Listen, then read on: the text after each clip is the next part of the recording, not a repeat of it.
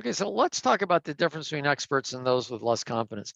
I'm not talking about an assessment method. I'm talking about what is different. And a lot of times people think, oh, it's experience, but it isn't. I know people who've done the same thing for decades. Experience can be very useful. Experience can also give you confidence, but I don't think it's really experience. I remember a time where I was trying to coach some people, and and they they were very smart people, and yet I knew something they didn't know, and I was looking at what the difference was, and that's kind of what I'll be talking about here. So what we're going to learn is what are distinctions. I'm going to talk about that term.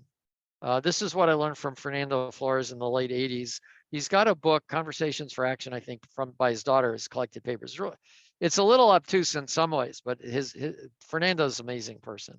Uh, Experts have more useful distinctions, less competent people use poor ones. Experience is important, but these distinctions are critical. So let me talk about what I mean by distinctions, and then I'll actually say kind of how I use them. So, a distinction is a difference or contrast between similar things or people. People have distinctions amongst them as well. So, like snow, okay, like an expert skier probably has 5, 6, I don't know how many types of powder in mind, but more than one. I have powder, or I have slush, or I have good snowball making snow, or it's dangerous to drive my car on it, or don't let the kids out in this because it's going to be messy snow, you know. Uh, and I'm not an expert skier. I don't need all those distinctions. And if I did, I don't have them. So what we want is to recognize that experts kind of look at these differently. Like a novice doesn't have good ones. Experts have more distinctions that are worth attending to. Novices look at things they shouldn't attend to. For example, let's say you're an expert agilist, then there's all sorts of things about Agile about the value of small batch sizes, the value of attending to delays in your workflow. If you're a novice and you're looking at, say, waterfall or something, you're looking at things like how well can I plan? You're doing kind of the wrong thing. And what we want to do is pay attention to also first principles.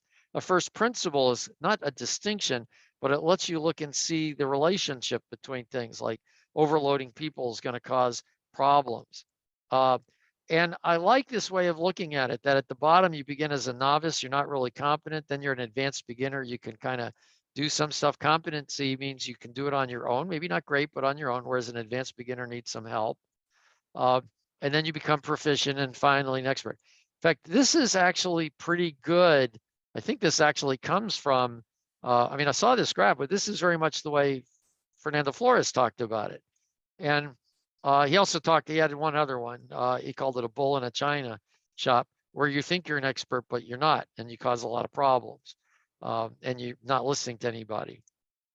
So this set of distinctions, that it's distinctions to look at. And let me give you a case study of this. I learned this in the 80s, but in the late 90s, mid 90s, I was doing my first coaching gig. And I talk about this in another segment after this in this group. And I was trying to see what is the difference between me and other people. And at first I thought experience. And I realized, no, that's not it. And then, of course, intelligence. I was a bit more arrogant in those days.